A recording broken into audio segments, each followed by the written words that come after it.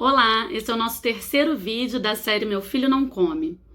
Bom, hoje eu vou falar um pouquinho sobre as razões comportamentais que podem levar uma criança à recusa alimentar.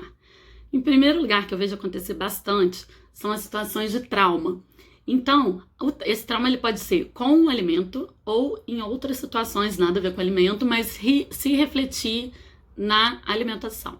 Porque a criança ela tem 3 poderes ali de mostrar pra gente que alguma coisa não vai bem. E a alimentação é um deles. A alimentação, o choro e o sono. Então são as 3 formas que ela tem para dizer não tô feliz com alguma coisa, não tô satisfeita.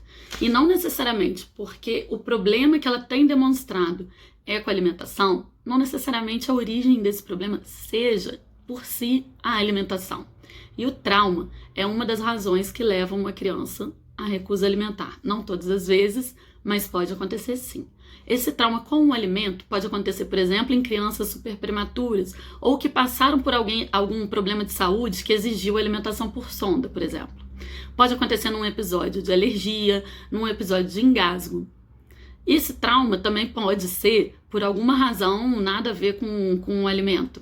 Pode ser um grande acontecimento na família, bom ou ruim. O nascimento de um irmãozinho, por exemplo, pode ser a morte de um familiar importante, muito próximo, pode ser um divórcio, né? Então, algum grande acontecimento pode sim levar a criança ao trauma e à recusa alimentar.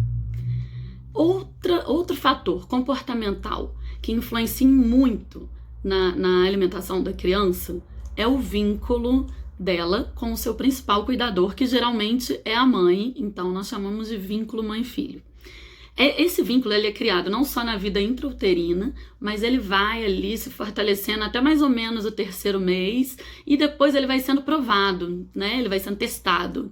E esse vínculo, para a criança, ela sente uma dependência, ela depende daquele ser humano para se alimentar, para se limpar, para tudo. Ela sente aquela forte dependência e ela precisa desse vínculo forte com uma só pessoa, né? Então, a gente pode ter toda uma rede de apoio, mas Freud explica, o vínculo forte, ele acontece muito importante com uma só pessoa, que geralmente é a mãe. Por isso, sempre a gente ouve falar do vínculo mãe-filho.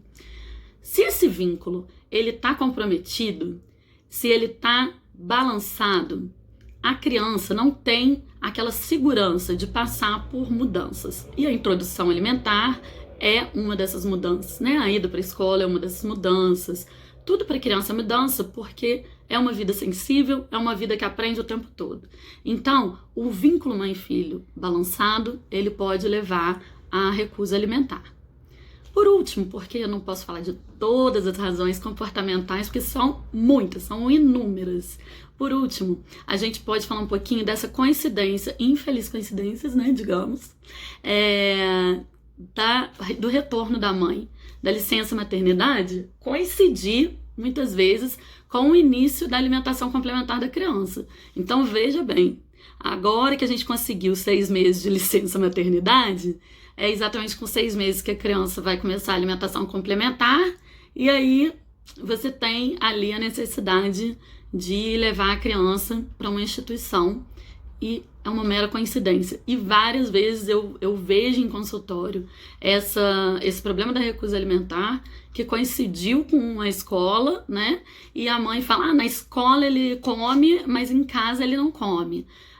Ou simplesmente ele recusa sempre. Na escola não come, mas em casa ele come. É porque é uma coincidência muito infeliz. Esse início da escolinha dá bem juntinho ali da introdução alimentar.